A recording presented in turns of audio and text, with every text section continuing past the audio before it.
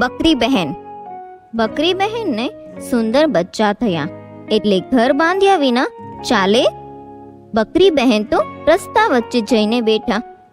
એવામાં શેરડીના ગાડાવાળો નીકળ્યો.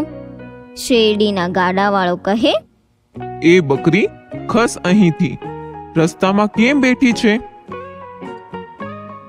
બકરી તારી માં ને બકરી તારી બહેન. બકરી બકરી કોને કહે છે? બકરી બહેન નથી કહેવાતું? ભાઈ સાહેબ, ભૂલ થઈ ગઈ. બકરી બહેન, રસ્તામાંથી ઉઠશો તો શેરડીનો એક ભારો તમને આપું. હા, હવે હું ઉઠીશ. શેરડીનો ભારો પેલા ઝાડ નીચે નાખો. ત્યાર પછી આવ્યું ગોળનું ગાડું. એ બકરી, રસ્તામાં કેમ બેઠી છે?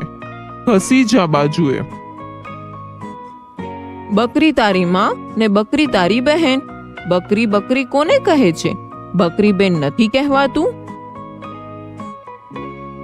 ભાઈ સાહેબ, ભૂલ થઈ ગઈ. બકરી બહેન, જરા બાજુએ ખસો. 2-4 ઘડા ગોળના આપું છું. હા, એમ કરો તો ઉઠીશ. ગોળના ઘડા પેલા ઝાડ નીચે મૂકતા જાઓ. આટલામાં ટોપરાના ગાડાવાળો નીકળ્યો. એ બકરી, રસ્તા વચ્ચે કેમ બેઠી છે? બાજુએ ખસી જા. બકરી તારી માં ને બકરી તારી બહેન. બકરી બહેન નથી કહેવાતું? ભાઈ સાહેબ, ભૂલ થઈ ગઈ.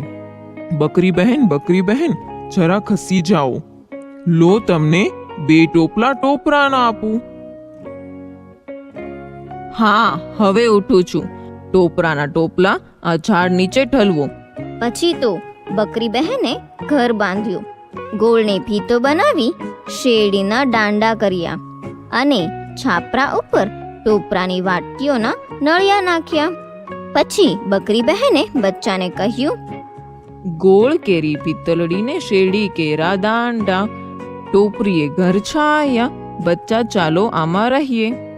બચ્ચા બહુ જ રાજી થઈને કૂદવા લાગ્યા અને બોલ્યા, ગોળ કેરી પિત્તળીને શેરડી કેરા દાંડા.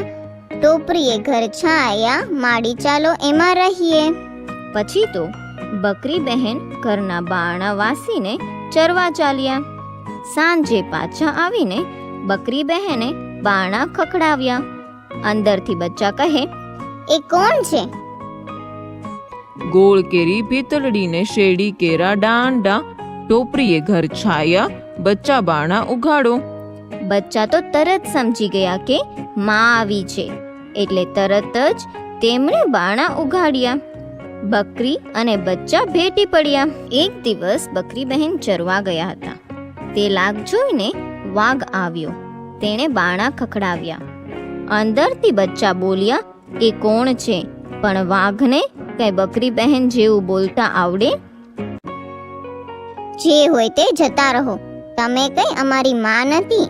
અમારી માં આવીને બોલશે તો જ અમે બારણા ઉઘાડીશું. વાઘભાઈ તો આ સાંભળીને છાનામાના નાસી ગયા.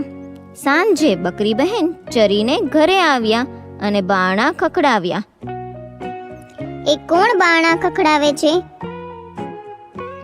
ગોળ કેરી પિત્તળડીને શેરડી કેરા દાંડા. ટોપરીએ ઘર છાયા, બચ્ચા બારણા ઉઘાડો. બચ્ચા માને ઓળખી ગયા એટલે તરત તેમણે બારણા ઉઘાડ્યા. બકરી બહેન ઘરમાં ગયા કે તરત બચ્ચા તેમને ભેટી પડ્યા.